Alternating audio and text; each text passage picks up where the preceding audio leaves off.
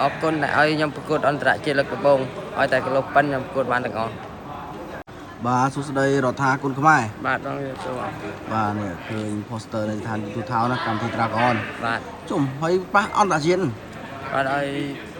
សាអន្តរជាតិលើកដំបូងហ៎ក៏ឲ្យសាប៉ះអន្តរជាតិលើកដំបូងជុំហើយរដ្ឋាបានប្រកួតអី32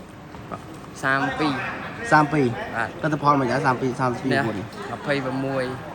នេះ26បាទចាញ់3ស្មើ3ចាញ់3ស្មើ3មានហ្នឹងហើយចាញ់3ស្មើ3ណាបាទហើយលើកនេះប៉ះកីឡាករជឿជាតិអីដែរប៉ះអេរ៉ង់បាទនេះប៉ះអេរ៉ង់លើកទី1ហ្មងណាលើកទី1ខ្ញុំនេះគឺជាឱកាស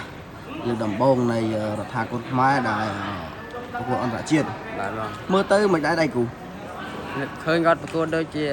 ល្អដៃបងល្អដៃបាទហើយមើលទៅអាចហូបទឹកបានជួយបងប្អូនហ្នឹងមើលទៅចាំខ្ញុំនឹងខំប្រឹងឲ្យអស់ពីសមត្ថភាពតែអ្វីសំខាន់គឺរដ្ឋាភិបាលខ្មែរឥឡូវគឺមិនគិតថា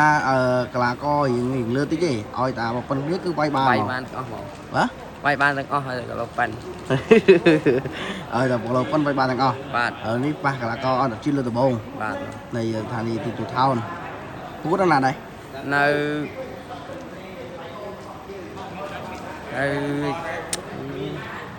ពោតងបងបាទហើយប៉ះកីឡាករអេរ៉ង់ល្អដល់ដៃមិនដឹងថាល្អផ្សេងទៀតទេ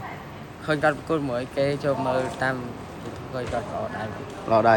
គាត់ធ្លាប់ប៉ះកីឡាករខ្មែរយើងហ៎ប៉ះរឿងនេះណាហើយឡើងខំខ្លានេះធ្លាប់ប៉ះរឿងនេះណាខាងនេះ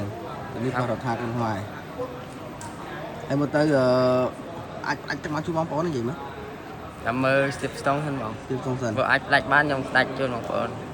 ឡូវមានពាក្យអីនិយាយទៅកាន់បងប្អូនគ្រប់ត្រឬក៏សម្រាប់ការប្រកួតនៅថ្ងៃស្អែកបងប្អូនជួយគ្រប់ត្រខ្ញុំបាទរដ្ឋាភិបាលខ្មែរប្រកួតថ្ងៃទី10នៅ